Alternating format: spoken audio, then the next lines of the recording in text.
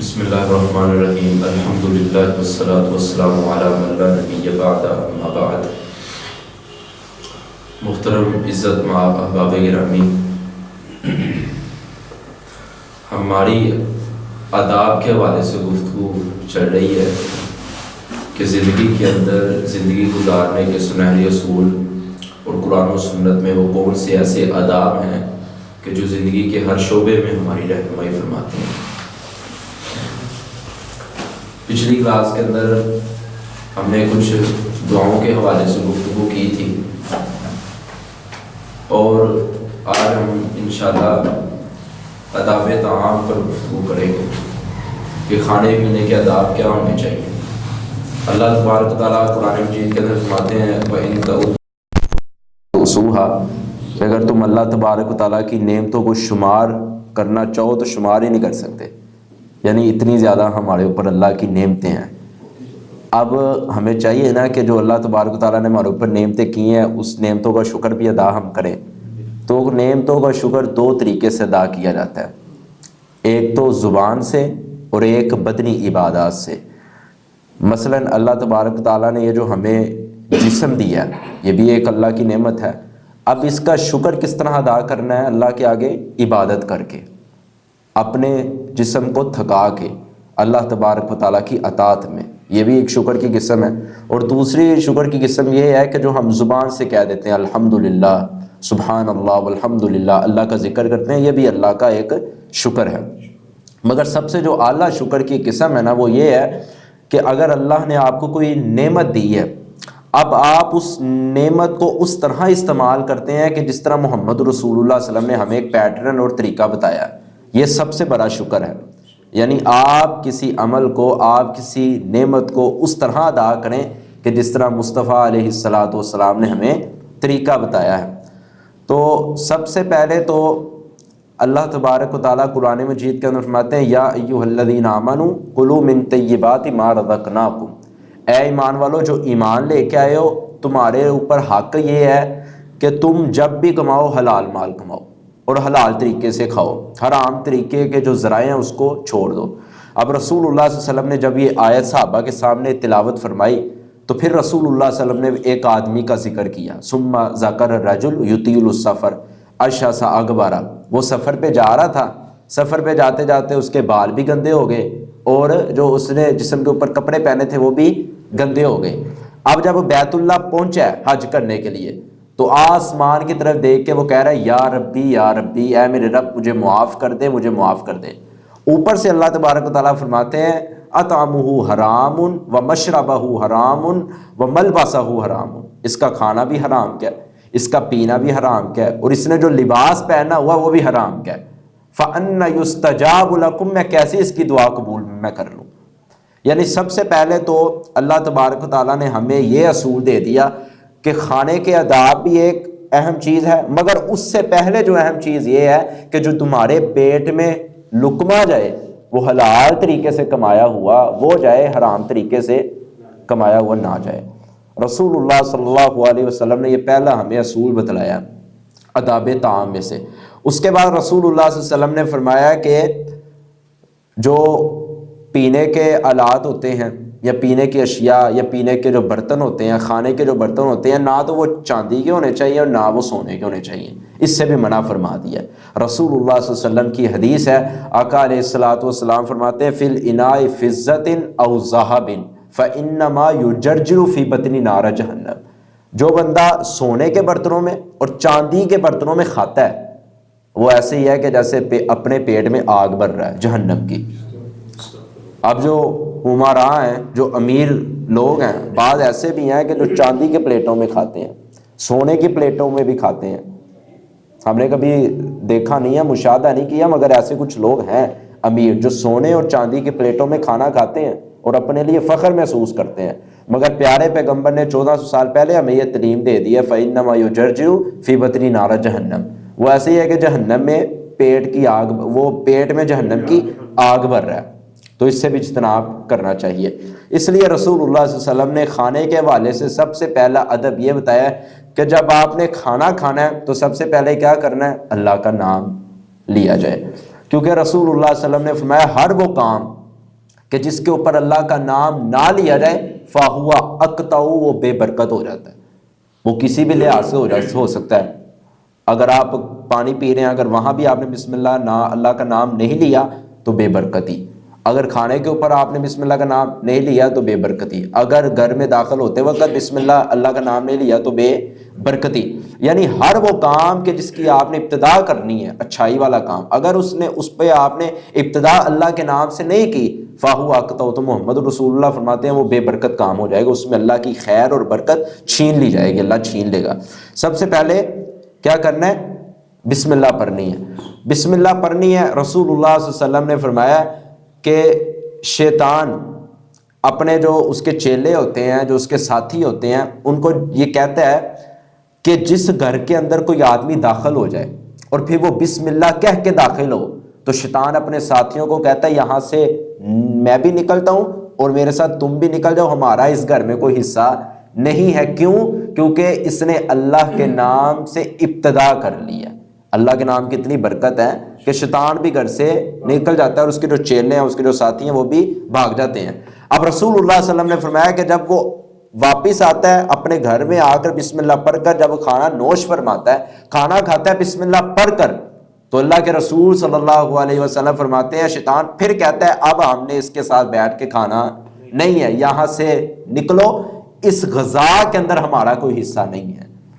مگر جس کھانے کے اوپر بسم اللہ نہ پڑھی جائے تو شیطان بھی وہاں بیٹھ کر کھا رہا ہوتا ہے اور اس کے چیلے بھی بیٹھ کے کھا رہے ہوتے ہیں، ہمیں دکھائی نہیں دے رہے، شیطان ہمیں دکھائی نہیں دے رہا، مگر ہمیں کس کی زبان پر سچائی ملتی ہے؟ محمد رسول اللہ۔ آقا علیہ الصلوۃ والسلام نے اپنی پیاری زبان اقدس سے اعلان فرما دیا ہے کہ وہ کھاتا ہے، جب تم بسم اللہ نہ پڑھو تو تمہارے ساتھ بیٹھ کے کھاتا ہے۔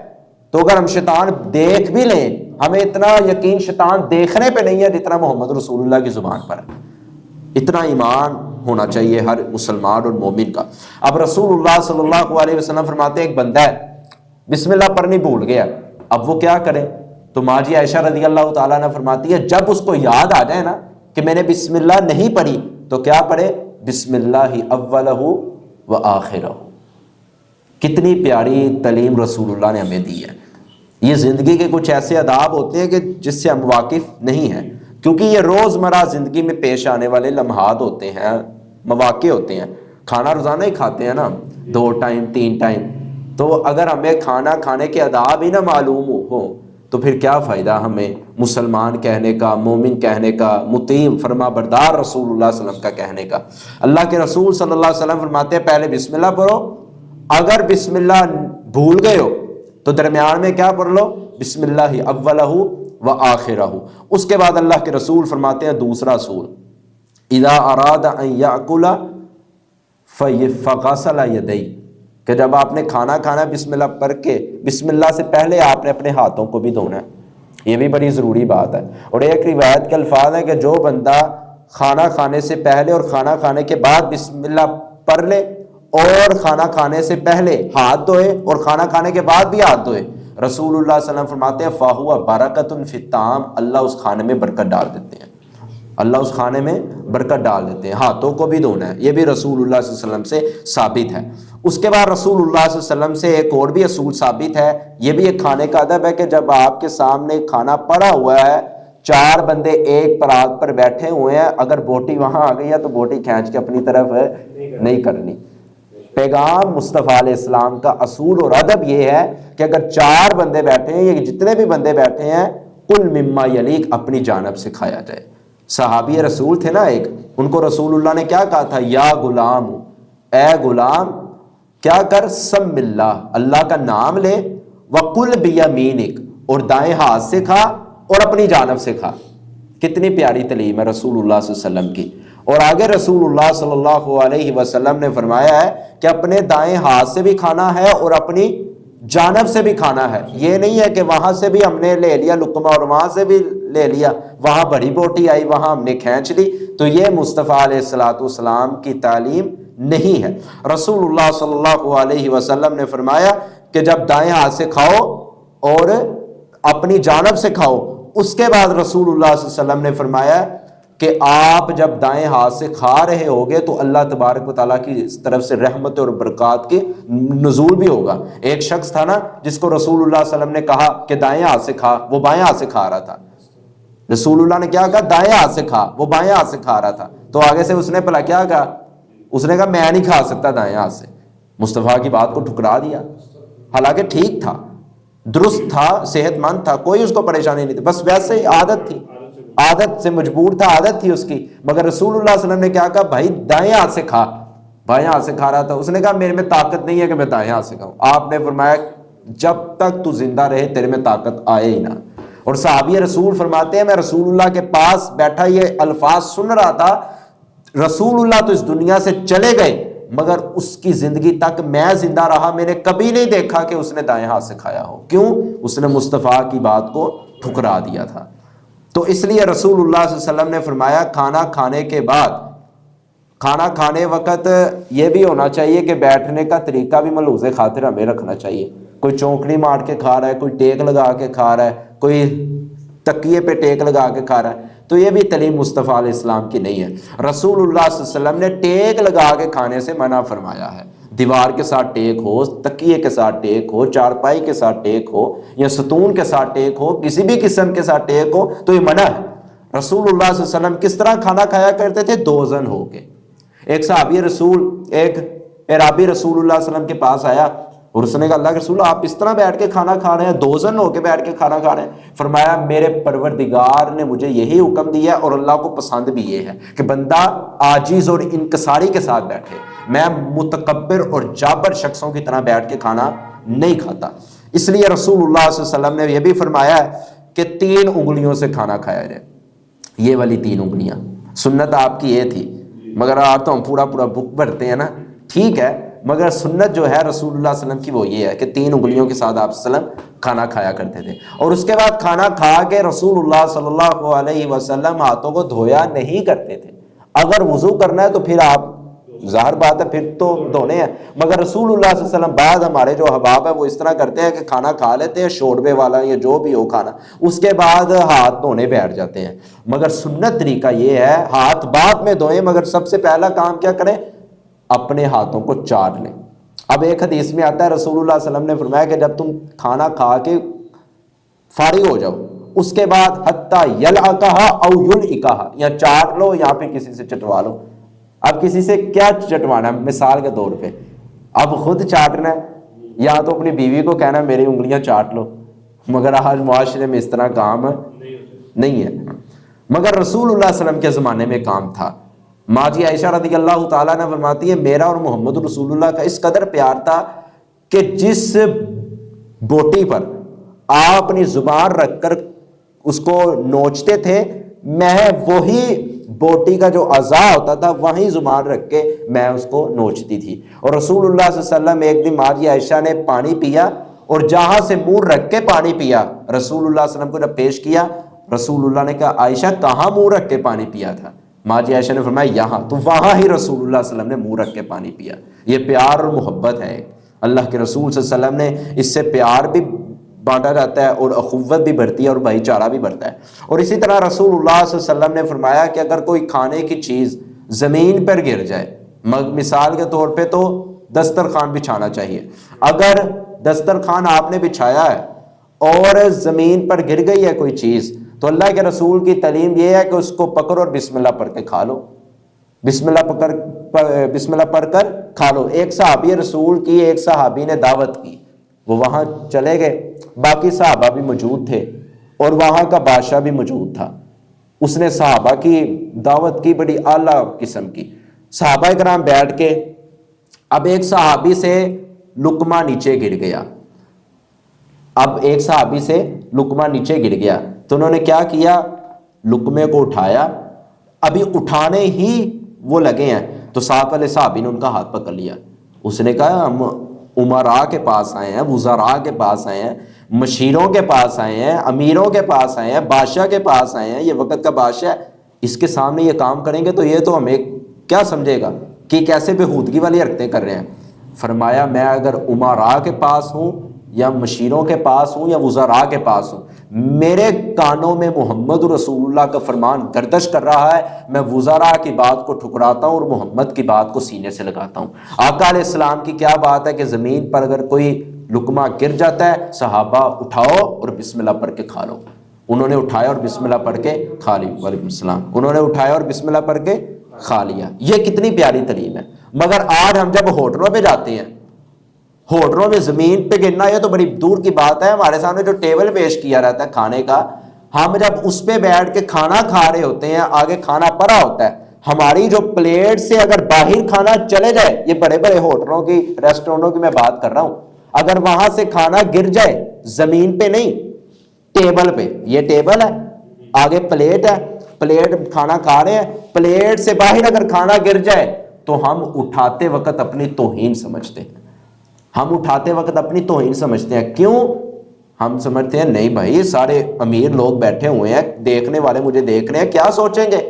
وہاں پتہ چلتا ہے انسان کے ایمان کا کہ اس کے سامنے ایک تو امراء کی مرضی ہے، ایک دنیا کی مرضی ہے، ایک دنیا کی چاہت ہے، اور دوسری طرف آقا علیہ الصلوۃ والسلام کی محبت ہے۔ اب پتہ چلتا ہے کہ انسان رسول اللہ صلی اللہ علیہ وسلم کا کس قدر مطیع اور کس قدر محب اور کس قدر فرما بردار ہے، یہاں آگے پتہ چلنا ہے۔ اب رسول اللہ صلی اللہ علیہ وسلم نے کیا فرمایا کہ اگر کوئی زمین میں لقمہ گر جائے تو اس کو کیا کرو؟ اٹھاؤ اور بسم اللہ پڑھ کے کھا لو۔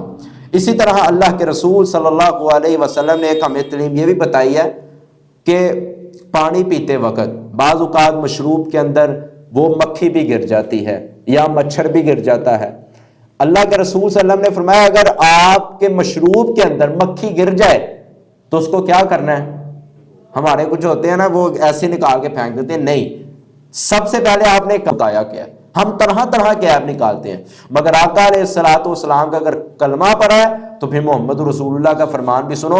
آقا علیہ الصلوۃ والسلام کی بیوی اور تمہاری اور میری ماں جی عائشہ فرماتی ہیں میں نے 63 سالہ آپ کی زندگی میں ایک مرتبہ بھی وہ دن نہیں دیکھا کہ آپ کے سامنے کھانا پیش کیا گیا ہو اور آپ نے اس کھانے سے عیب نکالا ہو، آپ نے اس کھانے میں سے عیب نکالا ہو، کبھی نہیں نکالا۔ حضرت انس بن مالک فرماتے ہیں رسول اللہ صلی اللہ علیہ وسلم کو کھانا اگر پسند آتا آپ کھا لیتے، کھانا ناپسند آتا آپ اس کو پیچھے کر دیتے، یہ بھی نہیں کہتے کہ میں نے نہیں کھانا، بس پیچھے کر دیتے، ناپسندگی کا اظہار کرتے۔ زبان سے کوئی الفاظ نہیں کہتے تھے کہ کھانے میں نمک زیادہ ہے، مرچ زیادہ ہے یا یہ ہے۔ اب ہمارے ہاں کیا ہوتا ہے کہ ہماری کوئی دعوت کرے، ہم اس کی دعوت پہ چلے تو جاتے ہیں، مگر دوبارہ وہ ہمیں دعوت پر بلانے پر 100 مرتبہ لوگوں سے مشورہ کرتا ہے اس بندے کو بلاؤں یا نہ بلاؤں۔ وہ کہتا ہے بھائی کیا ہوا؟ وہ کہتا ہے اس کو میں نے کھانے کی دعوت دی تھی، کھانا اس کو کھلایا، اتنا کھایا نہیں کہ جتنا اس نے کھانے میں عیب نکال دی ہیں۔ اب جب آپ کسی کے ساتھ یہ حرکت کریں گے نا تو واللہ العظیم کھانا کھلانے والا جو مدعو ہے، جس نے آپ کو دعوت پر مدعو کیا ہے، وہ 100 بار سوچے گا کہ اس شخص کو بلاؤں یا نہ بلاؤں۔ تو اپنے رویے ایسے نہ بنائیں، اپنا رویہ ایسا بنائیں کہ جو بھی کھانا آپ کو پیش کیا گیا ہے اگر نمک زیادہ ہے تو کوئی مسئلہ نہیں کھا لیں، اگر مرچ زیادہ ہے تو کوئی مسئلہ نہیں کھا لیں۔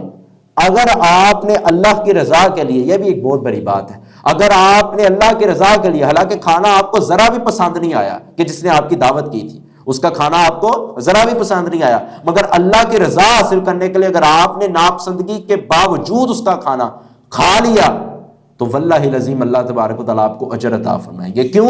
اس کا دل رکھنے کے لیے، اس کی دل ازاری نہ ہو۔ یہ کتنی بڑی بات رسول اللہ صلی اللہ علیہ وسلم نے ہمیں تعلیم دی ہے۔ صحابہ کرام بھی یہ کام فرما لیتے تھے کہ صحابہ جب کسی کی دعوت پہ جاتے اگر کھانا ناپسند ہوتا تو پھر بھی کھا لیتے اور بعد میں کہتے کہ بہت اچھا کھانا ہے، یعنی اس کی دل ازاری نہ ہو۔ ایسے کلمات اس کو بول کے آئے، ایسے الفاظ بول کے آئے کہ دوبارہ وہ آپ کو دعوت پر بلانے پر مجبور ہو جائے کہ یار کوئی آئے یا نہ آئے اس شخص کو میں نے اپنی دعوت پر ضرور بلانا ہے۔ تو اپنے رویوں کا لحاظ رکھنا چاہیے۔ یہ کھانے کے آداب تھے اور پینے کے بھی جو رسول اللہ صلی اللہ علیہ وسلم نے ہمیں بتلائے ہیں۔ اللہ تبارک و تعالیٰ سے دعا ہے کہ خالق کائنات ہمیں کما حق ہو اس پر عمل کرنے کی توفیق عطا فرمائے۔ اقول قولی ھذا استغفر اللہ لی ولکم وآخر دعوانا الحمد للہ رب العالمین۔